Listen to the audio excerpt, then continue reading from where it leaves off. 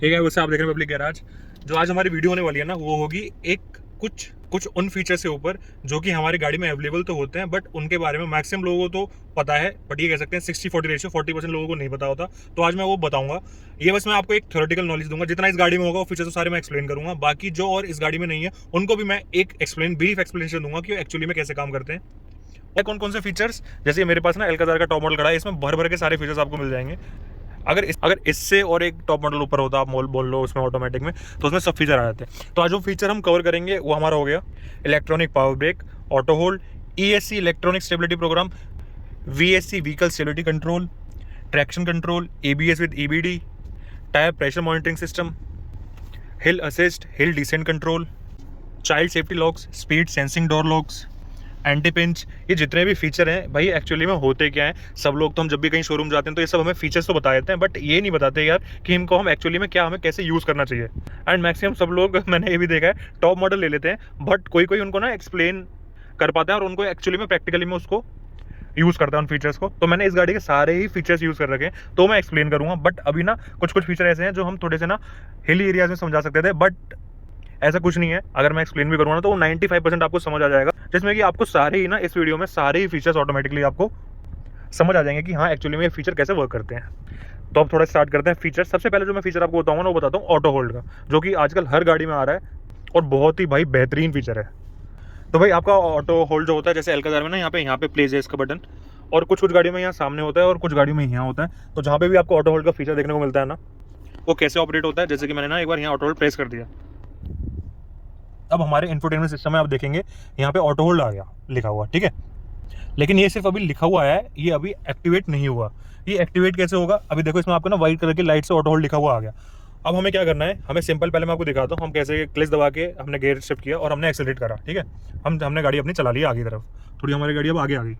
लेकिन अब पहले गाड़ी में क्या होता था, हमारे पास हैंड ब्रेक होता था, वो हैंड ब्रेक को हम पुल करते थे, उसके बाद हम उसको नीचे करने के बाद एक्सेलरेट करते थे। इट मीन्स कि जैसे कहीं भी स्लैंटिंग एरिया में आप खड़े हो और वहाँ पे गाड़ी आपकी 12 पीछे जा रही है, आपको ब्रेक पुश करके रखना पड़ता था। और कहीं भी अगर आपको थोड़ा सा आगे पुश करनी है, गाड़ी आगे एक्सेलरेट करना है, तो आप उसको हैंड ब्रेक को खींच के थोड़ा सा गियर शिफ्ट करके थोड़ा एक्सेलरेट करके फिर हैंड ब्रेक को नीचे करते थे जब आप आगे चलते थे। लेकिन क्या है, अब उस चीज़ों को देख के कंपनी ने ये प्रॉब्लम हमारी सॉल्व कर दी है। मैक्सिमम कंपनीज ने हर कोई ऑटो होल्ड का फीचर देता है। ये कैसे यूज़ होता है, कहीं भी आप स्लैंटिंग वगैरह में खड़े हो, कहीं भी खड़े हो, तो आपको क्या करना है, गाड़ी जैसे भी कहीं भी चल रही है तो आपको ना सिर्फ ब्रेक जो है ना, आपका ब्रेक उसको पुश करना है, थोड़ा सा पुश करना है। यहाँ पे आप ग्रीन कलर का मतलब ये आ जाएगा ऑटो होल्ड से लिखा हुआ, इट मीन्स कि आपका ऑटो होल्ड एक्टिव हो चुका है। अब बेशक आप स्लैंटिंग जगह में 90 डिग्री में खड़े हो, मतलब 90 डिग्री में तो गाड़ी गिरी जाएगी पूरी, कोई भी स्लैंटिंग डिग्री में आप खड़े हो, 60 डिग्रीज में या ऐसी जगह पे खड़े हो, रिक्लाइन हो इंक्लाइन हो, कोई भी पोजीशन में गाड़ी खड़ी हो, वहीं पे जगह आपकी गाड़ी हो जाएगी फिक्स, जैसे कि हम ब्रेक पे पैर रख के खड़े होते थे। अब मैंने अपने पैर बिल्कुल रिलैक्स छोड़ दिए, न्यूट्रल में गाड़ी है, अब गाड़ी हमारी हो गई एक जगह खड़ी। अब ये रिलीज कैसे होगा, रिलीज करने के लिए इसका क्या सिस्टम होता है, आपको सिर्फ फर्स्ट गियर डालना है, उसके बाद ना थोड़ा सा ना आपको, जैसे आप अपना क्लच छोड़ते हो और एक्सेलरेट करते हो, तो जैसे क्लच छोड़ोगे एक्सेलरेट करोगे वो हो जाएगा रिलीज। मैं सेम एक बार करके दिखाता हूँ। जैसे मैंने कर दिया ब्रेक दबा के बाद एक्टिव, अब जैसे मैंने ये करा, फर्स्ट गियर लगाया और देखो आप स्क्रीन पे देखना, मैं एक्सेलरेट करूँगा अपने आप हट जाएगा, हट गया ना। इससे गाड़ी हमारी चलती रहेगी। और कहीं भी ऐसा लगा कि यार थोड़ी ढलान है, यहाँ पे कोई वैसा रिक्लाइन जैसा एरिया है, तो वहाँ पे ब्रेक दबा के एक बार पुश कर दिया, वहीं ऑटो होल्ड एक्टिव और आप अपना रिलैक्स होकर बैठ सकते हैं। तो ये हो गया भाई हमारा ऑटो होल्ड का फीचर, जो कि बहुत ही बढ़िया आजकल गाड़ियों में आ रहा है और बहुत अच्छा मुझे सेफ्टी फीचर ये लगता भी है, खासकर हिल एरियाज में। अब भाई बात करते हैं हमारे ऑटो होल्ड से अलग जो हमारा आता है एक इलेक्ट्रॉनिक पावर ब्रेक। इसमें पहले हैंड ब्रेक आता था, अब मैक्सिमम टॉप मॉडल्स में ना इलेक्ट्रॉनिकली पावर ब्रेक हमारे आ रहे हैं। ये आपको कैसे ऑपरेट करना पड़ता है, पुल एंड पुश नीचे, बहुत छोटा सा इसमें बेसिक सा आपको सीखना है इसमें। जैसे कि ना अब हमारा क्या लग रहा है कि ना गाड़ी में अभी हैंड ब्रेक वगैरह कुछ नहीं लगे हुए, लेकिन जब आपको हैंड ब्रेक जैसे लगाने होते हैं तो ये आपको इलेक्ट्रिकली दे लिया, बस आपको इसको ऊपर की तरफ पुल करना है। तो देखो यहाँ पे ना आपके रेड कलर की जैसे आती है हर क्लस्टर में टैकोमीटर में, तो वहाँ पे आप देखेंगे रेड कलर का एक इलेक्ट्रॉनिक पावर ब्रेक का एक लाइट जल गई है, जो कि इसका मतलब है अब हमारा इलेक्ट्रॉनिक पावर ब्रेक हमारा हो गया अप्लाइड। अब इसको रिलीज कैसे करना है, इसको नीचे रिलीज करोगे ना तो ऐसे रिलीज नहीं होता। इनफैक्ट आपको नहीं, जब आप रिलीज भी करते हो तो आपको वहाँ पे वार्निंग दे देता है कि press the brake pedal to release the parking brake, और वो आपको साइन बना दे रहा है। तो इट मीन्स आपको ब्रेक पर पैर रखना है जैसे मैंने रखा, और आपको यहाँ पे नीचे इसको पुश करना है, तो देखना अपने आप हो जाएगा रिलीज, ये हट गया, ठीक है। और अगर जब आपको अप्लाई करना है तो आपको बस सर ये सिर्फ अपने ऊपर की तरफ पुल करना है, वो अपने आप अप्लाइड हो जाएगा। लेकिन जब आप उसको रिलीज करना चाहोगे ना तो आपको ब्रेक दबाने के बाद इसको नीचे पुश करना है, वो हो जाएगा वहाँ से रिलीज।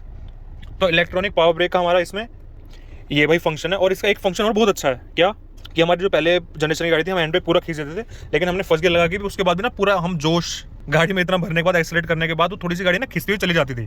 इसमें क्या है, अब मैंने पावर ब्रेक लगा दिया, ठीक है, ये अप्लाइड हो गया, मैंने एक्सीलरेट करा, अब देखना आप मैं कितने भी आरपीएम दे दूं गाड़ी हुई क्यों ही टिकी रहेगी, देखो, ठीक है भाई, गाड़ी आगे हिल भी नहीं रही है। तो ये है पावर ब्रेक का, इसका इलेक्ट्रॉनिक पावर ब्रेक का दम, जो कि मुझे बहुत अच्छा फीचर लगता है। लेकिन इसमें यार एक इसका डिसएडवांटेज और है, जैसे कि हम कहीं तेज स्पीड में होते हैं ना, हम एकदम पावर ब्रेक अपना जो हैंड ब्रेक होता था उसे पुल कर देते थे, तो इसमें वो नहीं कर सकते, क्योंकि अगर आपकी 20 से ऊपर की स्पीड है, इसको आप पुल करोगे ना तो ये बिल्कुल भी आपका काम नहीं करने वाला फीचर। तो मुझे ये लगता है कि भाई कहीं गाड़ी अगर तेज स्पीड में हुई तो हम ये अगर पुल नहीं कर पाएंगे तो गाड़ी को रोकेंगे कैसे, और अगर हमारे ब्रेक भी फेल हो जाते हैं। तो मुझे भाई इसका सोल्यूशन कंपनी वालों ने भी नहीं दिया, तो ये वही दे सकते हैं जिसने ये गाड़ी बनाई है, या किसी को पता हो तो डेफिनेटली यार मैं हर किसी के ओपिनियंस और सजेशन हमेशा अप्रिशिएट करता हूँ। तो मुझे कमेंट में जरूर बताना आप, अगर आपको ये पता है कि ऐसा ब्रेक फेल हो जाए और अगर हम ये भी ना पुल करके ब्रेक लगा पाएँ तो फिर उसके बाद हम कैसे इस चीज़ को दूर कर सकते हैं प्रॉब्लम को। अब बाकी आता है भाई हमारा tyre pressure monitoring system. Tyre pressure monitoring system हमें अपने टैकोमीटर में देखने को मिलता है, लाइक हमारे क्लस्टर में। तो ना मैंने इसको ही सीन को दिखाने के लिए, इसी वीडियो में दिखाने के लिए मैंने इसमें अभी ना एयर डलवाई नहीं थे टायर में। तो देखो अब आपको दिख रहा होगा, मेरा लेफ्ट वाला जो आगे का टायर है उसमें 26 PSI की एयर है, बाकी सब में बराबर है। अगर आपकी 30 PSI से नीचे जाती है तो आपको वार्निंग दे देगा कि आपके टायर में थोड़ा प्रेशर कम है, और जैसे कि वो दे रहा है येलो लाइट आपको ब्लिंक करने लग जाएगी उस टायर की जिसमें कि हवा कम है। तो इसको आप अपने नियरेस्ट फ्यूल स्टेशन पर जाके उसको आप फिलअप करा सकते हैं। और ये जो आप वार्निंग दिख रही है ना आपको, ये वाली और ये वाली, तो ये वार्निंग इसी की है कि आप इसको लो टायर प्रेशर को अपना इसको फिल करवाएंगे टायर प्रेशर को, तो ये सारी वार्निंग अपने आप हट जाएंगे। बाकी इसमें वो वाला फीचर नहीं है टायर प्रेशर मॉनिटरिंग सिस्टम में, लेकिन बहुत सारी गाड़ियों में ना वो वाला फीचर आता है कि जिस तरफ हमारा स्टीयरिंग है ना, इसे राइट घुमा तो आगे के फ्रंट जो हमारे स्टीयरिंग होते हैं ये भी टर्न हो जाते हैं, हमें ये पता लग जाता है कि हमारा टायर कौन से एंगल में। तो वो ये इसमें नहीं है, वो हमारी फॉर्च्यूनर में है। लेकिन जो इसमें हमें ये ब्लिंक करती लाइट वो हमारा फॉर्च्यूनर में नहीं है। बाकी बेसिकली जो मोटा मोटा काम है वो यही दिखाने का है कि आपके कौन से टायर पे कितना प्रेशर है, वो हमें ये चीज़ हमारा क्लस्टर हमें जो टैकोमीटर हमें बता देता है। तो ये हो गया हमारा भाई टायर प्रेशर मॉनिटरिंग सिस्टम का फीचर। बाकी भाई अब मैं आपको दिखाता हूँ साइड्स में बहुत सारे हमें ऑप्शन दिख रहे हैं। पुश बटन सबको पता है, ठीक है, ये भी सबको पता है। विजिबिलिटी हेडलैम्प्स की इंक्रीज और डिक्रीज करने के लिए ये 2 फीचर क्या है। सबसे पहले तो मैं आपको नीचे दिखाता हूँ, ये जो येलो कलर की लाइट जल रही है ना, ये हमारे पार्किंग सेंसर्स की है। लाइक ये अभी मैं ऑफ कर देता हूँ, अगर जब भी आप गाड़ी ऑटोमेटिक ऑन करोगे ना तो ये आपको चला हुआ ही दिखेगा, हमेशा परमानेंट ऑन रहेगा। क्यों? क्योंकि यार आपने कहीं भी देखा होगा कि इसमें ना गाड़ी में फ्रंट के सेंसर्स हैं और रियर के भी हैं। तो फ्रंट के सेंसर्स ने बीप साउंड करने के लिए मैं दिखाता हूँ। गाड़ी अगर मैं थोड़ा सा लेफ्ट जैसे कहीं भी ले जाता हूँ तो हमारी अगर टच होने के लिए होगी ना, 360 डिग्री के कैमरे में देखते हैं तो ना बीप साउंड मिल जाएगी हमें। देखो ये आ गई। अगर हमारा ये पार्किंग सेंसर्स नहीं हुए, जैसे ये दिखा रहा है लेफ्ट का, ये नहीं हुए, अगर मैं इसको बंद कर देता हूँ तो यहाँ से ये हट जाएगा। तो इसलिए ना ये हमारा सेफ्टी फीचर है। जब भी आप गाड़ी बंद करोगे, दोबारा स्टार्ट करोगे ना, रीस्टार्ट, तो ये ऑटोमेटिकली ऑन हो जाएगा और आपको जिसकी वजह से कि यहाँ पर वार्निंग दिख जाएगी कि यहाँ पर भाई आपकी गाड़ी टकराने वाली है, तो आपको बीप साउंड स्टार्ट कर देगा। तो इसलिए ये हमेशा पार्किंग सेंसर्स हमारे रहने चाहिए ऑन। तो P4 ये हमारा फीचर होता है पार्किंग सेंसर्स का। अब भाई हमारा जो फीचर आता है वो हमारा आता है हिल असिस्ट का। उसकी मैंने प्रॉपर ना एक वीडियो शॉर्ट डाल रखा है, उस शॉर्ट्स का मैं लिंक अपने डिस्क्रिप्शन में डाल दूंगा, वहाँ से आप देख सकते हैं। बाकी मैं यहाँ पे ब्रीफ कर देता हूँ। लाइक फॉर एग्जांपल हमने देखा है कि भाई हमारा ऑटो होल्ड, कहीं भी हम स्लैंडिंग में हो, कहीं रिक्लाइन जा रहे हो, डिसेंट जगह पे जा रहे हो, हिल डिसेंट कंट्रोल वाला जो फीचर होता है, या हम कोई प्लेन जगह पे चल रहा हो, अगर हमने ब्रेक अप्लाई कर दिया तो हमारा ऑटो होल्ड फीचर हो जाता है एक्टिव। हिल असिस्ट हमारा क्या होता है भाई, कोई भी अगर आप स्लैंडिंग जगह पे होगे ना, बेशक आप कितने ही ऊपर जा रहे हो पहाड़ों में, अगर आपने ब्रेक लगा लिया और ब्रेक से आपने पैर हटा लिया तो वो आपको 2 सेकंड का पॉज देगा, जस्ट टू मेक श्योर कि आप वहाँ पे अपना गेयर शिफ्ट कर लें, और शिफ्टिंग के बाद एकदम से ना आप एक्सेलरेट कर दें गाड़ी को, तो वो आपको पॉज देता है, जस्ट बिकॉज कि आप थोड़ा सा जो हिलीज एरियाज में जो रोड्स होती हैं वहाँ पे आप कंफर्टेबल होकर ड्राइव कर पाएं। उसकी मैं वीडियो एक और डाल दूंगा, उसका लिंक मैं डिस्क्रिप्शन में डाल दूंगा, वहाँ से देख सकते हैं, वहाँ से चेकआउट कर सकते हैं। तो वो हमें हिल्स वाला जो हिल असिस्ट इसलिए रखा गया क्योंकि मेनली ये जो फीचर है ना, ये हिल पे ही यूज़ होता है। वहाँ पे सारे हमारे पहाड़ की तरफ ऐसे एंगल से हमें चढ़ना पड़ता है, तो वहाँ के लिए ना वो हमें असिस्ट करने के लिए ये फीचर इसलिए बना गया कि हमें 2 सेकंड का पॉज दे और इसलिए हम वहाँ पे कंफर्टेबल होकर अपनी ड्राइविंग कर पाए। अब भाई साइड में हमारा था ये ट्रैक्शन कंट्रोल। अब मैं अगर इसको प्रेस कर दूंगा ना तो यहाँ पे हमारा देखो, अब जैसे हमारी गाड़ी ऑन होती है ना तो हमारे ट्रैक्शन कंट्रोल, हमारे पार्किंग सेंसर्स, हमारे इलेक्ट्रॉनिक स्टेबिलिटी कंट्रोल, ये सब ऑटोमेटिकली हमारे ऑन हो जाते हैं, जस्ट टू मेक श्योर कि हमारी गाड़ी में कोई भी अगर ऐसा मिस हैपनिंग होती है तो वो गाड़ी हमारी संभाल ले। लेकिन अब मैं इसको प्रेस करूँ ना तो यहाँ से हो जाएगा हमारे क्लस्टर में, आप देखना ये हो जाएगा हमारा traction control disabled. It means कि हमने जब गाड़ी स्टार्ट करी थी तो ऑटोमेटिकली ऑन था। लेकिन अगर आपको एक चीज़ और मैं आपको बताऊं, अगर आप इसको प्रेस करके रखोगे ना तो यहाँ पे आ जाएगा आपका इलेक्ट्रॉनिकली स्टेबिलिटी कंट्रोल ESC भी आपका हो जाएगा डिसेबल। तो इससे हमें क्या पता लगा कि अगर हम इसी के अंदर हमें 2 फीचर देखने को मिलते हैं। अगर ये ट्रैक्शन कंट्रोल हो गया तो इसी के अंदर ना हम प्रेस करके रखेंगे तो हमारा हो जाएगा इलेक्ट्रॉनिक स्टेबिलिटी कंट्रोल। अब इलेक्ट्रॉनिकली स्टेबिलिटी कंट्रोल और ट्रैक्शन कंट्रोल क्या है? देखो भाई, ट्रैक्शन कंट्रोल और इलेक्ट्रॉनिकली स्टेबिलिटी कंट्रोल क्या है? तो भाई देखो, electronically stability control is a sub factor of traction control. For example ADAS के अंदर भी हमारे बहुत सारे फीचर आते हैं ना, जैसे हमारा लेन असिस्ट हो गया, रियर कॉलिजन हो गया, फ्रंट कॉलिजन हो गया, एग्जिट वार्निंग हो गई, तो वो सब एडास के फीचर आते हैं। तो ट्रैक्शन के अंदर ही एक हमारा फीचर आता है सब फैक्टर, सब फीचर हम उसको कह सकते हैं व्हीकल स्टेबिलिटी प्रोग्राम या इलेक्ट्रॉनिकली स्टेबिलिटी कंट्रोल। अब ये एक्चुअली में हमारे वर्क कैसे करते हैं? जैसे कि ना, हमारा ट्रैक्शन कंट्रोल क्या होता है कि लाइक जैसे ये ट्रैक है हमारा, ठीक है। फॉर एग्जांपल मैं एक जिमिंग भाषा में बताता हूँ, जैसे कि ना हम चॉक पाउडर यूज़ करते हैं। जैसे कि फॉर एग्जांपल कोई हमें रॉड पकड़नी है तो हमने चॉक पाउडर करा, जो कि हमारी रॉड से और हमारे जो हैंड की ग्रिप होती है, और चॉक पाउडर हमें बिल्कुल मजबूत करने में मदद करती है, वो हमारी वो ग्रिप बना देती है हाथ की।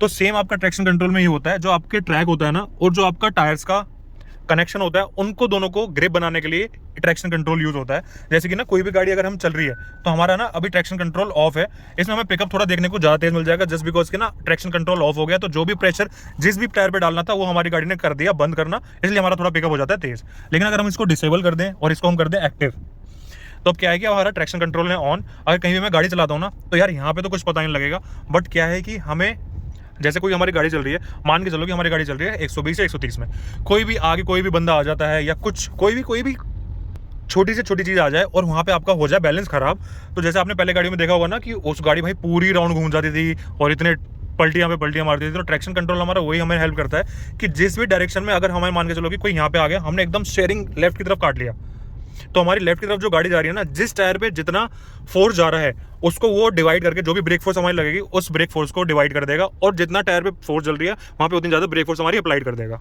जिसकी वजह से क्या होगा कि जो हमारी गाड़ी इधर उधर घूमती ना, राउंड में ऐसे घूमती या ऐसे घूमती, तो एक जगह ना थोड़ी सी स्टेबल होकर रुक जाएगी, और हमारा जो एक्सीडेंट का खतरा होता है कहीं ना कहीं 30 से 40% का हमारा रेशियो हो जाता है कम। बाकी वो आपको ही इसमें हैंडल करना पड़ता है, सब चीज़ आपको ही बैलेंस करनी पड़ती है ट्रैक्शन कंट्रोल में। बट ये हमारा जो ब्रेकिंग फोर्स है ना, सब पे किस पे जितना हमें डालना है, कुछ भी ऐसी सिचुएशन हो जाए तो उसको हम ट्रैक्शन कंट्रोल बोलते हैं, कि जो टायर की और ट्रैक्स जो भी ड्रैग है या कोई भी रोड है उसकी जो ग्रिप है ना, उसको बिल्कुल ऐसी बना के रखे कि कोई भी मेजर हैपनिंग होने से बच जाए। और इसका एक काम हो रहा है भाई इलेक्ट्रॉनिकली स्टेबिलिटी प्रोग्राम का, या व्हीकल, ये जो आपने ट्रैक्शन कंट्रोल देखा है कि जैसे हम गाड़ी को चला रहे हैं ना, बहुत गाड़ियाँ पहले क्या होता था, कॉर्नरिंग जाती थी, जैसे कि मैंने अपना स्टीयरिंग छोड़ दिया तो राइट की तरफ भागती थी या लेफ्ट की तरफ भागती थी। अब लेकिन क्या हो गया कि हमारा ना भाई इस कंट्रोल और ये फीचर आने की वजह से हमारी गाड़ी बिल्कुल स्टेबल होकर चलती है। That's why this feature known as electronically stability program, की गाड़ी हमारी स्टेबल होकर चलती है और कंट्रोल में चलती है, एकदम भी कॉर्नरिंग नहीं जाती।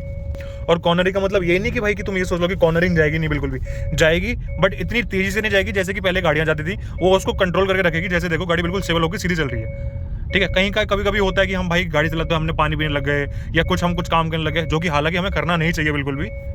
तो उस चीज़ को हटाने के लिए ये हमारा इलेक्ट्रॉनिकली स्टेबिलिटी प्रोग्राम या व्हीकल स्टेबिलिटी प्रोग्राम, आप इन दोनों को कह सकते हो, इसलिए हमारे फीचर्स ऐड ऑन करे गए हैं, जो कि एक आपका सेफ्टी फीचर्स में हम इसको इंक्लूड कर सकते हैं। बाकी ट्रैक्शन कंट्रोल की यार और भी बहुत सारी डेफिनेशंस हैं, जैसे कि ब्रेक फोर्स अप्लाइड करना, और कहीं कहीं जैसे कोई एक्सीडेंट वगैरह हो गया, होने की हमारी पॉसिबिलिटी ज़्यादा है, तो उस चीज़ को भी गाड़ी हमारी जज करके उन चीज़ों पे ब्रेक फोर्स हमारा ऐसे अप्लाइड होता है कि हम उन चीज़ों से बच पाएँ। तो इसके भी थोड़े से फीचर्स आते हैं, जो हाईलाइट होता है वो मैंने आपको बताया। बाकी इतने फीचर्स की वजह से ना भाई हमारा गाड़ी का सस्पेंशन भी बहुत अच्छा होता है। सस्पेंशन लाइक जैसे कहीं भी पहले वाइब्रेशन होती थी ना गाड़ियों में, वो बिल्कुल नहीं होती। ये सब फीचर की वजह से ना हमारा सस्पेंशन भी बहुत बढ़िया होता है। बेशक आप 170 160 चला लो, तो हमारे सस्पेंशन में भी कहीं ना कहीं इफेक्ट डालती है ये सब जो हमारे फीचर्स हैं। बाकी अब जो मेन फीचर है वो भी हमारा एक हिल एरियाज का है, हिल डिसेंट कंट्रोल, ये आप उसको कह सकते हो हिल होल्ड कंट्रोल। ये फीचर क्या होता है भाई, जैसे फॉर एग्जांपल आप कहीं भी ना उतर रहे हो, तो आपको गाड़ियों में ना, इसमें नहीं है भाई हिल डिसेंट कंट्रोल, लेकिन कोई गाड़ियों में लाइक ऐसे XUV 700 के टॉप मॉडल में, उसमें ना आपको एक स्विच के अंदर एक गाड़ी दिखेगी जिसके अंदर कि आपको स्लैंटिंग में थोड़ा सा रिक्लाइन वे में दिखेगी, वो हमारा हिल डिसेंट कंट्रोल होता है। लाइक फॉर एग्जांपल अगर कहीं भी आप जा रहे हैं तो हिल असिस्ट, मैंने आपको बताया ना कि 2 सेकंड का हमें पॉज मिलता है। सेम विद अगर हम हिल डिसेंट कंट्रोल में चला रहे हैं तो वहाँ पे ना अगर गाड़ी जैसे ढलान में खड़ी है तो हमारी गाड़ी तेज होती होती चली जाएगी। लेकिन हिल डिसेंट कंट्रोल हमारा क्या करता है, अगर गाड़ी चल रही है तो लाइक फॉर एग्जांपल एडास में आपने देखा है ना कि गाड़ी में भाई हमने अगर ब्रेक अप्लाई नहीं करे और हम गाड़ी हमारी कोलिजन होने वाली है, तो एडास उसको ब्रेक अप्लाइड कर देती है, थोड़ा सा हमारा उसमें सपोर्ट हो जाता है कि हम एकदम ब्रेक और अप्लाई कर लें, स्पीड कम हो जाती है। तो same as with hill descent control क्या होता है, उसमें ना आपको कहीं भी अगर आप जाते हो स्लैंडिंग वे में, कोई स्पीड अगर आपने वहाँ पे 10 की स्पीड है, 10 की स्पीड चल रहे हो और 10 से अगर वो ऊपर जाती है तो वहीं गाड़ी ब्रेक अप्लाइड कर देगी, और उसी की तरह से ही ना 8-9 की स्पीड में वो गाड़ी कंटिन्यूसली आपको हिल डिसेंट मतलब उतरती रहेगी हिल से। तो हिल डिसेंट कंट्रोल भी बहुत अच्छा फीचर है। उसमें आप कहीं भी गाड़ी स्लैंडिंग वे में है तो वहीं पे ना गाड़ी आपको ब्रेक अप्लाइड कर देती है और ज़्यादा स्पीड उसको गाड़ी को लेने नहीं देती, जस्ट बिकॉज कि कहीं गाड़ी अगर तेज स्पीड ले लेगी तो कहीं ना कहीं कोई कोई हैंडल कंट्रोल नहीं कर पाया तो कोई बड़ा एक्सीडेंट होने का खतरा होता है, तो गाड़ी को ही भाई ब्रेक अप्लाइड कर लेती है और उसके अकॉर्डिंगली वहाँ पे हिल डिसेंट कंट्रोल जो हमारा फीचर है वहाँ पे वो सिस्टम अकॉर्डिंगली उसका वर्क करने लगता है। सो आई गेस यार वीडियो बहुत बड़ी हो रही है, इतनी बड़ी वीडियो डाल मतलब और आगे हम इसको स्ट्रेच नहीं करते, यहीं पे इसको पॉज करते हैं। बाकी आई होप इसमें बहुत सारे फीचर कवर हो गए होंगे और इन सब का ना मैं फीचर एक बार मैं प्रैक्टिकली ज़रूर लेने के लिए आने वाला हूँ। कोई ऐसे एक मैं ड्रैग चुनूंगा कि जहाँ पे सब चीज़ हमारे फीचर प्रैक्टिकली प्रूव हो जाएंगे एक्चुअली में कैसे वो करते हैं। बट आई होप कि आपको ना इन फीचर के थ्रू जो मैंने एक्सप्लेन करे हैं आपको समझ आए होंगे, इतने समझ नहीं आएंगे बट हाँ यार बहुत सारी मदद तो मिली होगी। अगर कुछ समझ ना भी आया हो यार, आप मुझे प्लीज़, जिनको नहीं से पता था और ये फीचर मुझे जानते हैं कि और इसके बारे में डिटेल बताऊँ, तो आप मुझे इंस्टा पे मेरे DM कर सकते हो। और भी कुछ पूछना हो तो आप मुझे उनसे रिलेटेड बात कर सकते हो कि लाइक कौन सी गाड़ी आपको किस बजट में लेनी चाहिए। इंस्टाग्राम पे मैं अपनी आईडी अपने डिस्क्रिप्शन में डाल दूंगा। बाकी प्लीज़ मुझे कमेंट में ज़रूर बताना कि आपको मेरे इस वीडियो के थ्रू सारे फीचर्स एक्सप्लोर हुए हैं अच्छे से और समझ आए हैं या नहीं आए हूँ, या मेरी तरफ से कुछ फीचर ऐसा रह गया हो कि मैंने नहीं बता पाया हूँ, तो आप प्लीज़ उसमें मुझे कमेंट में ज़रूर बता देना। और ये भी ज़रूर बताना कि नेक्स्ट वीडियो हम किसके ऊपर बनाएं, क्योंकि काफ़ी लोग मुझे कह रहे थे कि यार ये बहुत सारे फीचर्स हैं शोरूम वाले नहीं बनाते, और आप प्लीज़ एक बार इन फीचर्स के ऊपर थोड़ा सा ब्रीफ लेके आइए। तो ये मैंने एक्सप्लेन तो कर दिए हैं, बाकी प्रैक्टिकल में जल्दी इनका भी लेके आऊँगा। तो अगर यहाँ तक आया तो भाई लाइक सब्सक्राइब शेयर जरूर करना, भूलना मत शेयर करना, लाइक करना और सब्सक्राइब करके तो बिल्कुल जाना। कमेंट में जरूर बताना कि नेक्स्ट वीडियो हम कौन सी गाड़ी के ऊपर बनाए, उसका भी हम कंटेंट जरूर कवर करेंगे। बाकी मिलते हैं हम नेक्स्ट वीडियो में अच्छी गाड़ी के साथ, अच्छे कंटेंट के साथ। Till then take care, bye bye, thank you.